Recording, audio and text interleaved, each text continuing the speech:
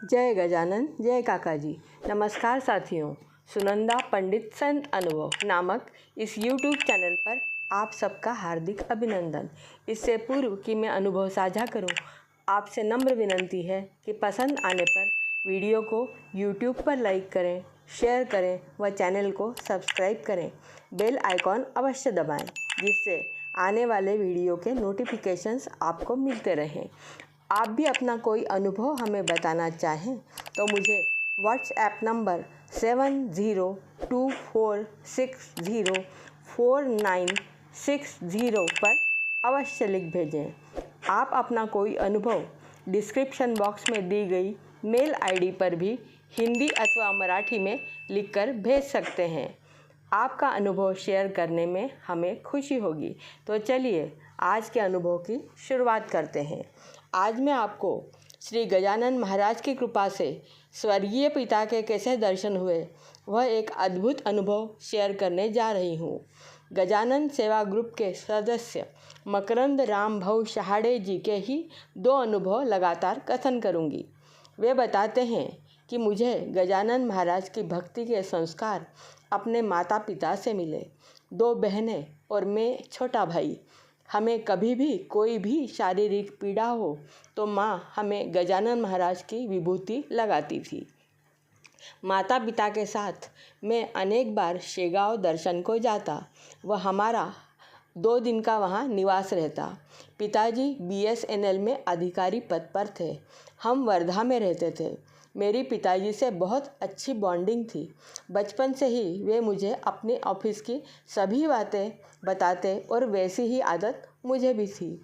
मैं भी अपने स्कूल कॉलेज की प्रत्येक बात उनसे कहकर ही सोता था। इसलिए हम दोनों रात को सोने से पहले एक दूसरे से बातें अवश्य करते थे। पिता की परिस्थिति मेरी इंजीनियरिंग की फीस भरने की नहीं थी, तो मैंने सोचा BSc कर लूँ, पर वे मेरे लिए इधर उधर से ब्याज पर पैसे लेकर आए और मुझे इंजीनियरिंग में एडमिशन दिलाकर फीस भर दी। मैं उनका यह त्याग समझ रहा था, तो पूरा ध्यान पढ़ाई में लगाता था। हमारा परिवार अब यवतमाल में रहता था। पिताजी को BP और शुगर डिटेक्ट हो गई। वे केयर कर रहे थे। मुझे बड़े शहर में इंजीनियर बनने के बाद जॉब ऑफ़र मिला, पर जिस पिता ने अपना सारा जीवन मेरे लिए लगाया, उन्हें अब मेरी ज़रूरत थी, तो मैंने उन्हें छोड़कर जाना उचित नहीं समझा। मैंने वहीं लोकल कॉलेज में लेक्चरर का जॉब स्वीकार किया। मेरा विवाह 21 नवंबर को रविवार को होना तय था। 1 माह से मुझे बार बार बुखार आ रहा था। विवाह के बराबर 1 सप्ताह पूर्व पहले संडे को मुझे कुछ अधिक तबीयत खराब लगी। मैंने पिताजी को बताया। टेस्ट किए तो डेंगू, फालसी, मलेरिया निकला। प्लेटलेट्स 45,000 देखकर डॉक्टर ने तुरंत नागपुर जाकर अस्पताल में भर्ती होने की सलाह दी। वहाँ डॉक्टर ने ICU में भर्ती किया। उन्होंने कहा कि आम व्यक्ति के प्लेटलेट्स 4.5 लाख होने चाहिए। 4,45,000 तो बहुत कम है। 1 सप्ताह में इम्प्रूवमेंट असंभव है। इस विवाह को पोस्टपोन करें। अब सारी तैयारियां हो चुकी थी। बहन के मिस्टर, माता पिता सभी ने यह बात वधू पक्ष को नहीं बताई। गजानन महाराज का जप अवश्य शुरू किया। मंगलवार को डॉक्टर फिर वही बोले, विवाह पोस्टपोन करो, संडे तक ठीक होना संभव नहीं। हम सबका जप गजानन महाराज के चरणों में लगातार शुरू था। दूसरे दिन बुधवार को डॉक्टर को थोड़ी इम्प्रूवमेंट दिखी। वे बोले, सलाइन निकाल देता हूँ, तुम्हें जो इच्छा हो खाते रहो, कल प्लेटलेट्स बढ़ी तो देखेंगे। उन्हें उम्मीद तो बिल्कुल नहीं थी। गुरुवार को प्लेटलेट्स 1 लाख हुई तो डॉक्टर चकित हो गए। उन्होंने मुझे विवाह के लिए डिस्चार्ज देते हुए विवाह के बाद अगले गुरुवार को तुरंत वापस आने को कहा। हम खुशी खुशी घर पहुँचे।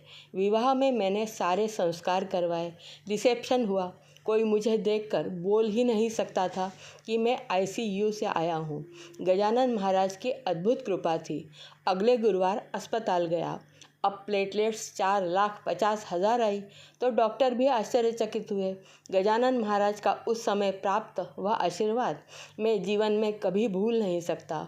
उन्होंने उस असंभव को भी संभव कर दिया था।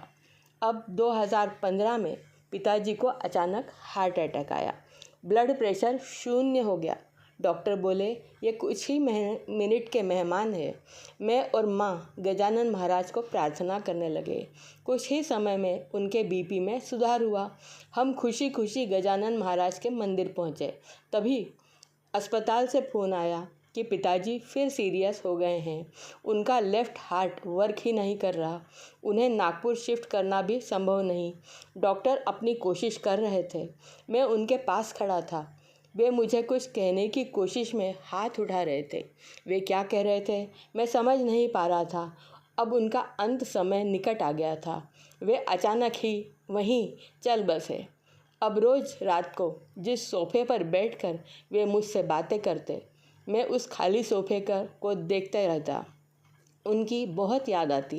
वे बार बार मेरे सपने में आते। मैं यह सोचकर परेशान होता कि वे मुझे जाते जाते क्या कह रहे थे। कभी कभी परेशान होकर कॉलेज से छुट्टी लेकर घर आता। दोस्त लोग कहते अरे अब 1 महीना हो गया, अब तो नॉर्मल हो जाओ। पर मैं उनकी याद में परेशान रहता। 3 माह बाद हम सपरिवार पुनः शेगांव आए।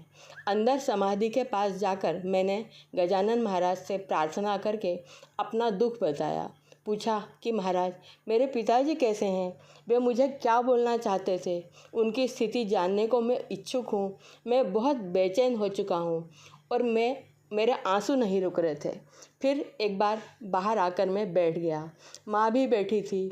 पत्नी पारायण करने मंदिर के अंदर गई थी। जिस सुवर्ण स्तंभ के पास सामने हम बैठते थे, वहाँ मुझे अचानक मेरे पिताजी मंदिर की प्रदक्षिणा करते हुए स्पष्ट दिखाई दिए।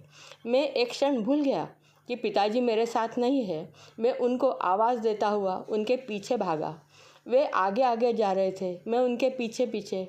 अचानक वे रुके, पलटे और दूर से ही मुझे प्रसन्न मुद्रा में आशीर्वाद दिया। उनका चेहरा क्लेश रहित अत्यंत प्रसन्न दिखाई दे रहा था। हंसकर मुझे हाथ दिखाकर आशीर्वाद देकर पिताजी उस भीड़ में कहीं गुम हो गए। मैं उन्हें ढूंढता रहा।